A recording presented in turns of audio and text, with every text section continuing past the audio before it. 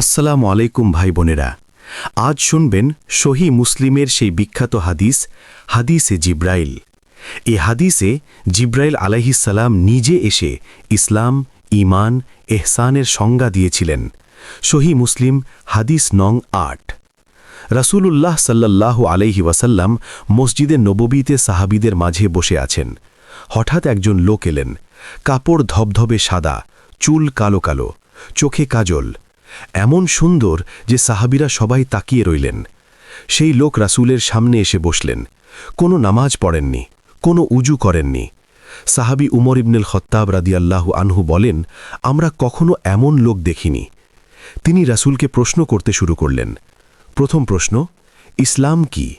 রাসূল বললেন, ইসলাম হলো আল্লাহ ছাড়া কোনো ইলাহ নেই এবং মুহাম্মদ আল্লাহ রাসূল এর সাক্ষ্য দেওয়া, নামাজ কায়েম করা, যাকাত আদায় করা, রমজানের রোজা রাখা, হজ করা যার সামর্থ্য আছে। লোকটি বললেন, আপনি সত্য বলেছেন। সাহাবীরা অবাক, কারণ তিনি নিজে প্রশ্ন করছেন, আবার নিজেই সত্যায়ন করছেন। দ্বিতীয় প্রশ্ন, ঈমান কি? রাসূল বললেন, ঈমান হলো আল্লাহর উপর ঈমান আনা, ফেরেশতার উপর, কিতাবসমূহের উপর, রাসূলগণের উপর, শেষ দিনের উপর, তাকদীরের উপর ঈমান আনা। লোকটি আবার বললেন, আপনি সত্য বলেছেন।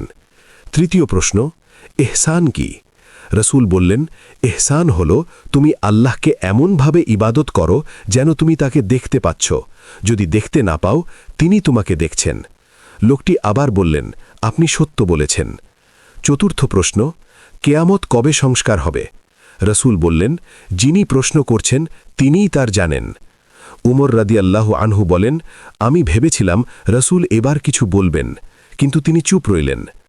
লোকটি উঠে চলে গেলেন। সাহাবীরা রাসূলকে জিজ্ঞেস করলেন, এ লোক কে ছিলেন? রাসূল বললেন, এ জিব্রাইল আলাইহিসসালাম, তিনি তোমাদের ধর্ম শেখাতে এসেছিলেন। এই হাদিসকে আলিমগণ উম্মুল হাদিস বা হাদিসের মা বলেছেন, কারণ এতে ইসলামের পূর্ণাঙ্গ সংজ্ঞা আছে। সহি বুখারী ও সহি মুসলিম উভয়েই এই হাদিস আছে। ইসলাম সমান আমল, 5 স্তম্ভ, ঈমান সমান বিশ্বাস, 6 মূলনীতি, ইহসান সমান উত্তম আমল, আল্লাহকে দেখা মনে করা।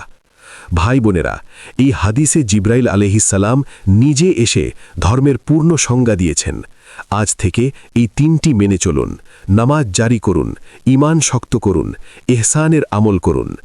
সাবস্ক্রাইব করুন ইসলামিক 7, লাইক দিন, কমেন্ট লিখুন সহি মুসলিম। আল্লাহ হাফেজ।